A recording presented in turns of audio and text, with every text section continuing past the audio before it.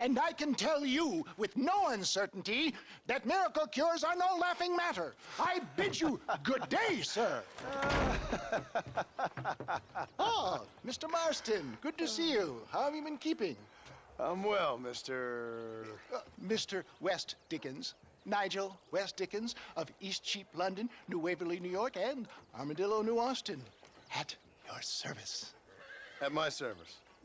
At everyone's service. At the service of science, of knowledge, of life. How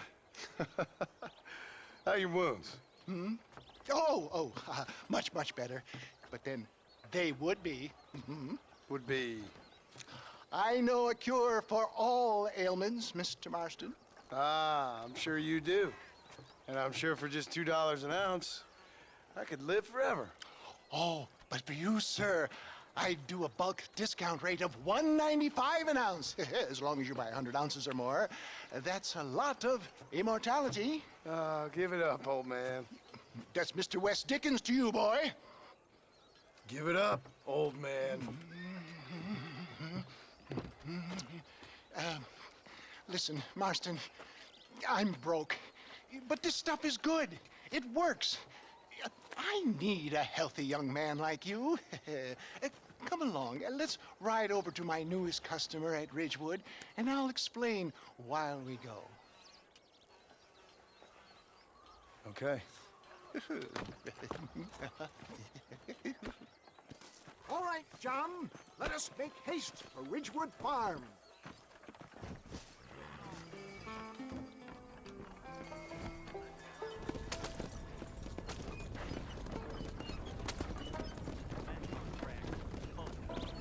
I heard about you, Mr. West Dickens. And I about you, John Marston. Hoodwinking the weak, gullible out of their hard-earned money. My dear boy, it is you who is gullible, if I may be so bold, for heeding such ill-informed scuttlebutt. You're as full of wind as a horse with the colic. I have been blessed with the gift of language, and for that I will not apologize. But the West Dickens elixirs speak for themselves. My thousands of happy customers attest to that. Those men trying to kill you didn't look so happy. Skepticism is the bastard child of progress, John. Knowledge makes a fool into a doubting Thomas. It's the cross I bear as a pioneer in the fields of commerce and medical research. If my tonic is such a sham, how do you explain the fine fettle in which you find me? Last time you saw me, I was knocking at death's door. You should thank the doctor for that. And I reckon you were acting it up worse than it was. Act I can, John. More convincing Othello there has never been. And so shall you, a fair Iago or Cassio. Get back on the road! We'll have nothing left by the time we get to Ridgewood. I don't like the sound of this. Showmanship, John. The flourish. The bow. We are operating in a competitive marketplace. Our product must stand out. And how does this involve me? We're going to use your God-given talents to our advantage. I'm really starting to I'll regret drop this. you off at the outskirts of Ridgewood. That way, it won't look like we came together. Once I'm set up, saunter nonchalantly into the crowd that is sure to be warm. Eventually, I will call you up to try my tonic. After extolling the virtues, I will have you perform a few feats of wonder to amaze and impress the paying public. You hop out here, John. Follow me in on foot.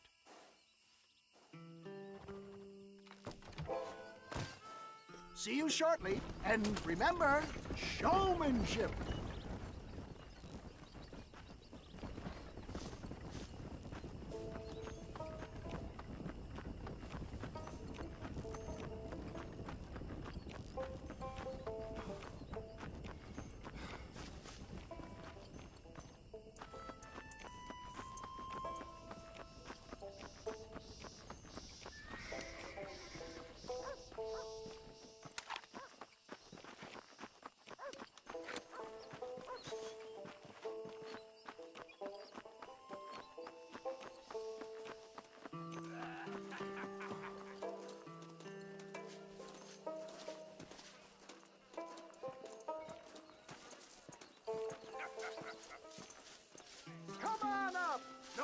lighter back there.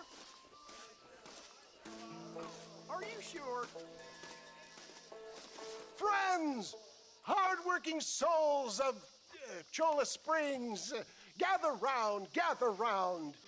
Do you suffer from rheumatism, lumbago, acute chronic sciatic, neurologic, or inflammatory pain? Well, I represent the only company that makes the genuine article that cures headaches, neuralgia, earache, toothaches, backache, swelling, sprains, sore chests, swelling of the throats, contracted cords and muscles, anxieties and ravaged nerves, stiff joints, wrenches, dislocations, cuts and bruises, and it adds vitality and vigor to the healthy man.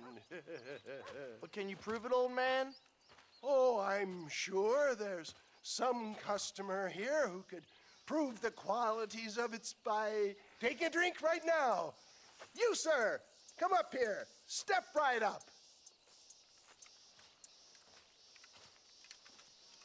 That's the spirit. Ladies and gentlemen, pay close attention. This poor, wretched volunteer, entirely unknown to me, will demonstrate the effects of Dr. West Dickens' own patent tonic. Be you a cowpoke or athlete, this miraculous elixir developed with the wisdom of the East keeps the muscles supple and relaxes the cords. It loosens the joints and gives a feeling of youth and vigor to the whole system. Not possible, I hear you say. Well, doubt no longer. Faith can move mountains, but I ask not for faith. I am a man of science, and today science will be vindicated. Your eyesight is greatly improved. Is that not so, friend? If you say so. That's right, it is. You heard him. What a good sport you are, sir. Now, gaze over yonder at that porch. If you squint, you may just be able to make out the skull that's hanging there. Go ahead, friend. Shoot that skull and demonstrate the miraculous eyesight you now possess.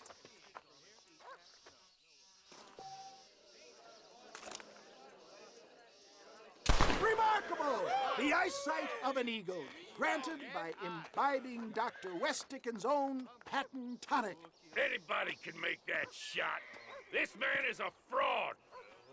If your eye's so damn sharp, why don't you try shooting my hat out of the air? My friends, our test case has been challenged to shoot a gentleman's hat out of the sky above our heads. You can fool these people, but you ain't fooling me. Right.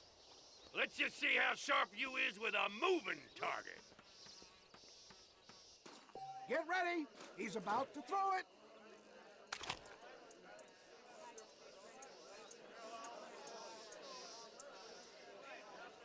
Go home! Have you ever seen such an eye? Behold the power of the elixir, plucked out of the sky. Hey! Hey! What? You think you can put a hole in a man's hat and just walk away, do you? Well, it don't work like that around here, mister. Come on!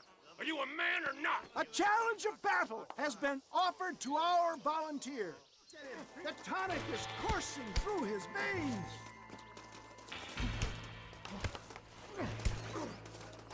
The power of an ox. You shouldn't have done that.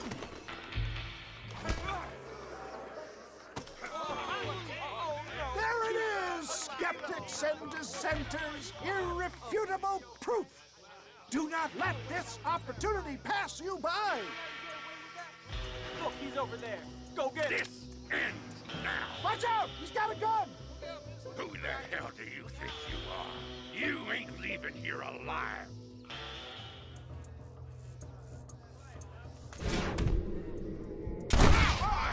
Marvelous shot, dear boy. The kind of deadly accuracy that can only be afforded by the West Dickens elixir. Come, I have plenty for all. You'll be fine. Get out of my way. Hey, where are you going? I want a bottle. Get me a bottle, please. One of them, right here. No harm in trying one bottle, I suppose. Well, I think that went kind of well, don't you? I'm just glad that my normal job involves either chasing after cattle or murderers. Not the likes of you, mister. Don't be like that. Now, if you'll excuse me, I'd like to say my goodbyes, head on back to the real world. Wait, sir. I've been thinking about your predicament, and I think I may have an idea. I've been thinking I could be your cunning Odysseus. Beware of the Greeks bearing gifts, sir. Williamson had better beware. We will make them into Trojans. I don't rightly get you. I want you to go and see my old friend Seth. He can come across as a little curious, but I'm sure you two will get on. He's most often found at Coots Chapel. He's very devout. Why see him? Because between him and me, we can get those gates to open for you, and you can walk right in, just like in Homer's great Trojan yarn.